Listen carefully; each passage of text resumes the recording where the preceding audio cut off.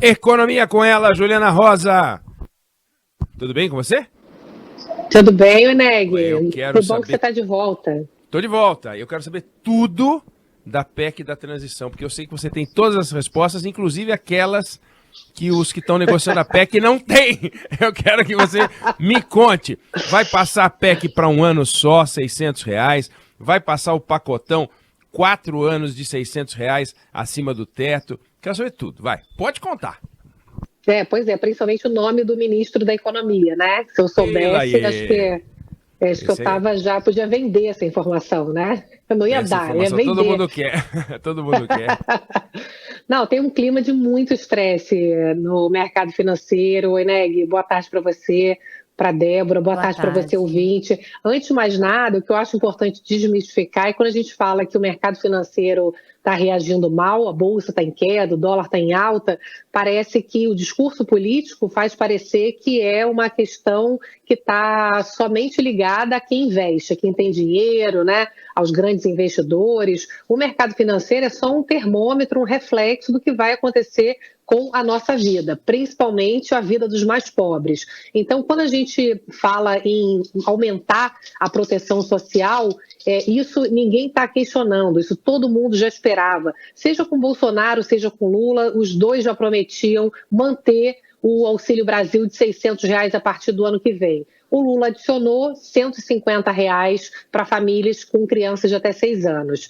Então, já se previa que haveria uma necessidade de fazer um gasto extraordinário para não só manter o Auxílio Brasil, como para poder recompor algumas despesas que são urgentes, na saúde, né, vacinas, a questão da merenda escolar. Então, o discurso, o Eneg, é muito assim, olha, quem defende o equilíbrio das contas públicas, a responsabilidade com as contas, é contra os programas sociais. E, ao contrário, né, o próprio Lula, quando foi presidente, ele conseguiu aumentar enormemente a proteção social, inclusive o Bolsa Família é referência no mundo como um programa bem sucedido de redução de pobreza, e as contas públicas estiveram organizadas, houve uma redução, inclusive, da dívida do Brasil. Então, o próprio Lula sabe muito bem disso, que quanto mais a gente consegue aliar uma escolha de proteção social com redução de gastos em outras áreas, por exemplo, que a gente sabe que tem um monte de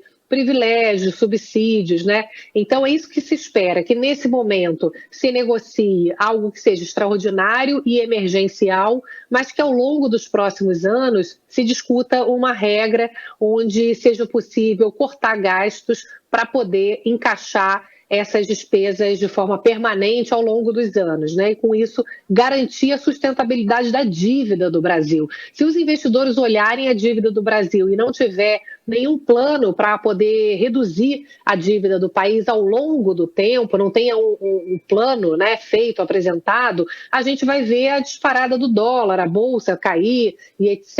É o de menos, né? O que interessa é que isso é reflexo de menor crescimento do Brasil, de menor geração de emprego, de mais inflação. Então, a gente vê aí muita preocupação, Eneg. O relator do orçamento, Marcelo Castro, me disse que eles estão caminhando para apresentar o Bolsa Família fora do teto de gastos durante os 4 anos de governo.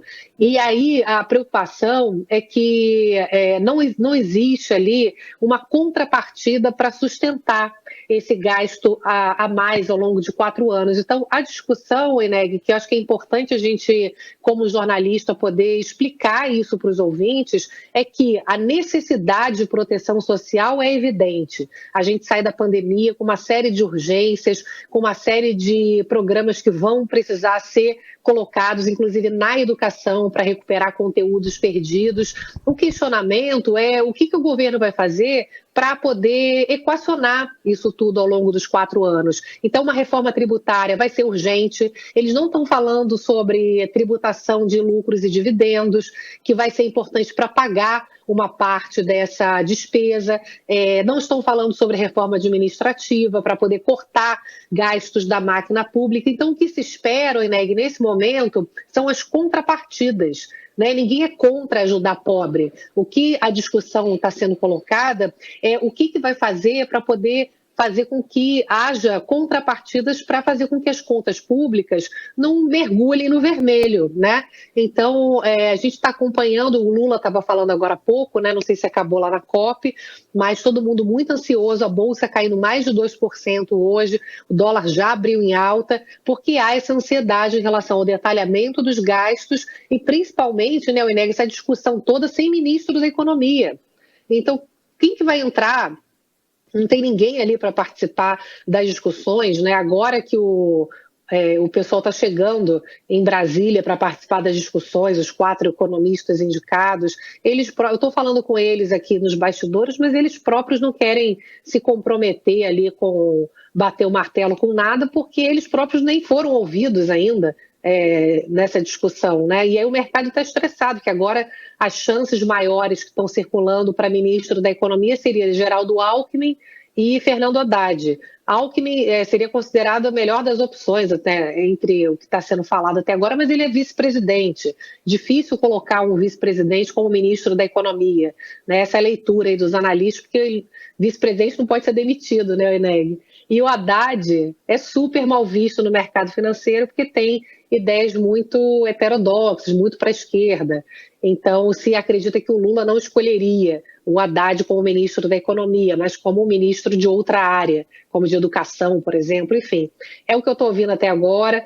Conversei agora com uma fonte também que não quis se identificar lá no Congresso, que está participando das discussões, e ele me disse que eles estão discutindo a regra para substituir o teto de gasto, que seria mais ou menos assim, até agora ali no calor dos acontecimentos. Se a economia está bem, arrecada muito, pode gastar mais. Se a economia não está tão bem, cai a arrecadação, você gasta menos. O problema é que essa ideia, ao longo do tempo, o Ineg, não baixa a dívida, né? Você mantém a dívida, e a dívida do Brasil é alta. Você tem que ter um plano, não para estabilizar a dívida do Brasil no atual patamar, que é muito acima de outros emergentes. Você tem que ter um plano para, ao longo do tempo, diminuir a dívida do Brasil. É isso que vai trazer confiança no país, que vai fazer o dólar cair, que vai fazer os investidores virem para cá com força. Essa decisão de agora, Ineg, é o que vai influenciar toda a agenda econômica do ano que vem. Por isso que é importante, se for fazer uma coisa que vá extrapolar os gastos, você começa a atrapalhar toda uma agenda mais estrutural para 2023. Então, vamos acompanhar para ver o que vai sair aí dessa discussão toda. Acompanhar e voltar para falar com a gente amanhã. Juliana Rosa, obrigado, beijo. Um beijão, bom dia para vocês.